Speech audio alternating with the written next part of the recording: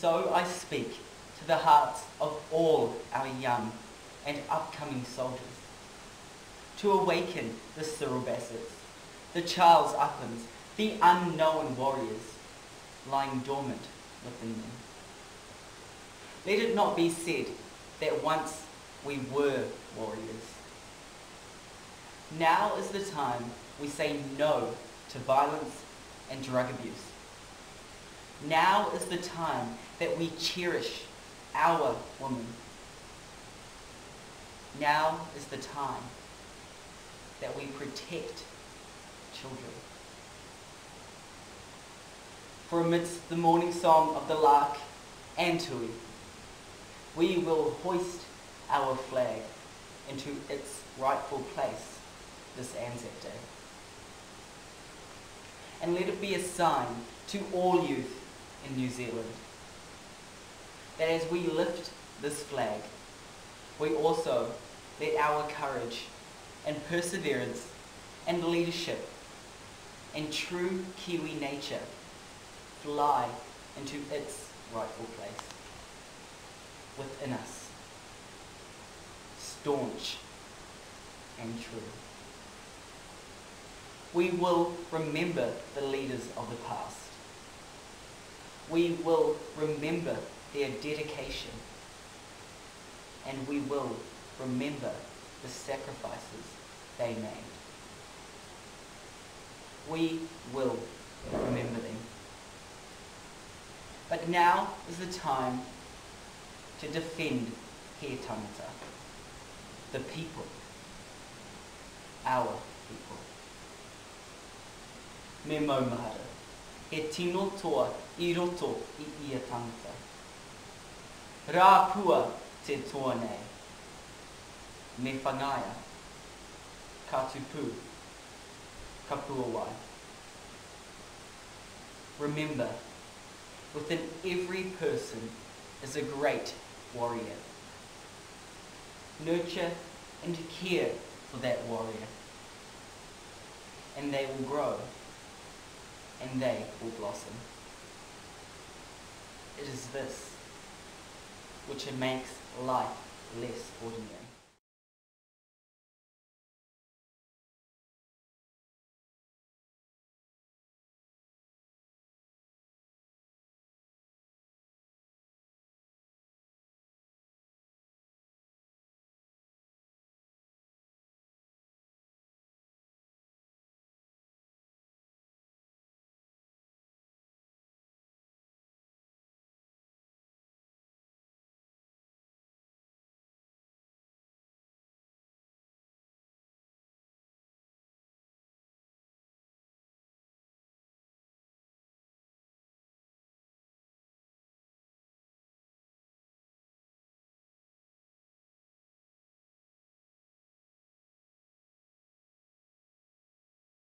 I'm in 9KHA. I like sport. I play rugby and softball, and I'm pretty good at them. I'm better at softball. But I also like to do drama, and I was thinking I might do the production, but it's really scary, so I'm not too sure. I like school. I like coming to Massey, you know. I've been here for 2 terms and I really feel like it's a really cool place. So yeah. That was that boy 5 years ago. He sat where you sit now. He listened as you do now. He was excited and worried and scared and humbled as you are now. He didn't know what he wanted to do. He didn't know what success was. He didn't know what it was going to feel like to feel lost, or to feel success, or to feel triumph, or to feel honour. He didn't know any of that 5 years ago, where you are now. All he knew was that he was on a path, and he didn't know where that path was going to take him. He didn't know he would be standing here today talking to you. But he did know that he was on a path, and he wanted to make sure that that path led him to success.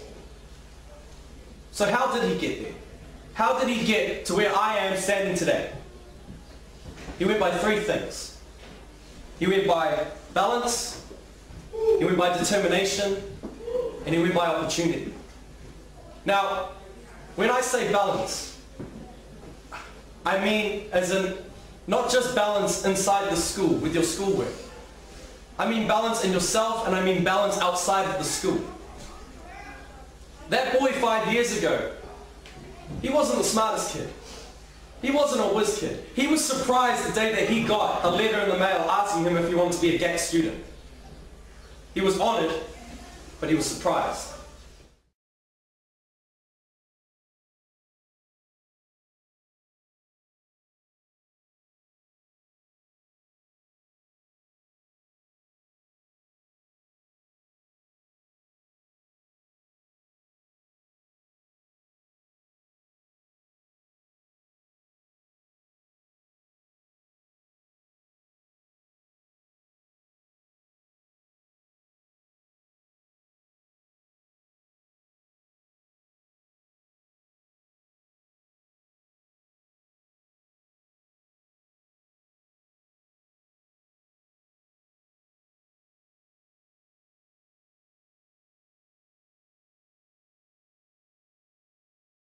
It seems just yesterday when we were only 5 years old and starting our first day at school.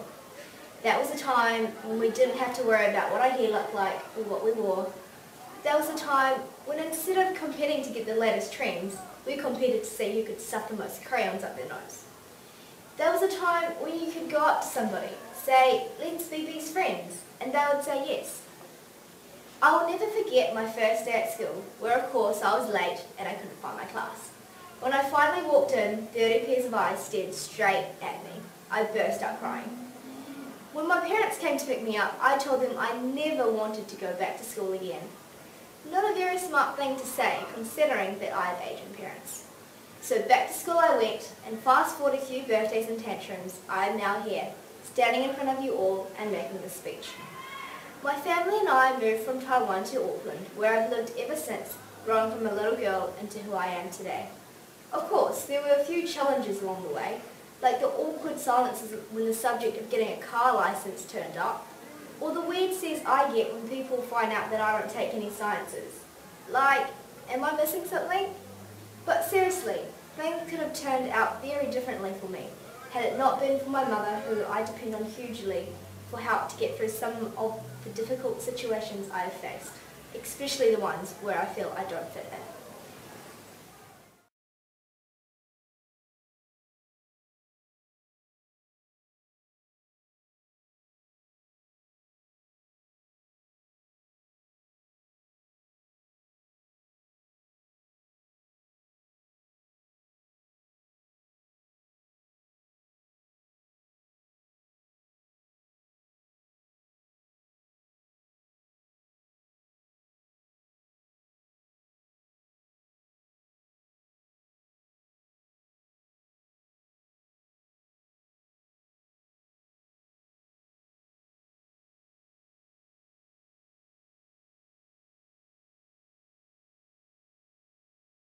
It was getting my first pair of glasses. No matter where I sat in the classroom, I just could not see the board. And after me complaining to my teacher every day and her screeching at me to go get your eyes checked then, me and Mum were off to the optometrist. I got told that from then on I'd have to wear glasses every day unless I felt like tripping over everything in my sight. At the time, I thought I was so cool, and when I wore my hair in pigtails, my friends said I kind of looked like Susie Cato of Susie's World. But that was at the time, and things have changed a lot since then. And now, every day since then, I have worn either glasses or contacts to stop me tripping over absolutely everything. So how did this make me who I am today? Well, this is kind of difficult to answer because I'm still figuring that out myself. One thing I know for sure is that I have an insane phobia of vomit. Everything and anything to do with it. But really, it has changed me much more than that. As I grew older, school showed me that people are judgmental, and there's no way to escape this. You just have to learn to accept people's opinions and move on. But still, I find it completely unfair that because of something way out of your control, such as wearing glasses, people can be bullied and excluded. If you have glasses, then you'll know exactly what I mean when people just judge you instantly for wearing them. I'm one of the biggest hypocrites of all. I judge people for wearing glasses, and I need them myself. It is how society has shaped me and everyone else, and it's caused me to resent glasses a lot myself. A typical stereotype, which I hate, is that glasses mean you're smart. How can not being able to see properly affect how smart you are? Unfortunately though, society has shaped us in a way that we judge people for wearing them, and this is just one of the ways it has done so. The transition from primary to intermediate was the moment for me when I realised that people are judgmental. I had known all my primary friends since I was 5, and they all knew me too. But intermediate was a whole new bunch of people who I didn't know, and of course they didn't know me either. I realised that I could possibly be whoever I wanted to be, but people judged me straight away just because I was wearing glasses. I soon came to resent them and all my peers for this. It is purely because of other people that ever since year 9 I have worn contacts nearly every day.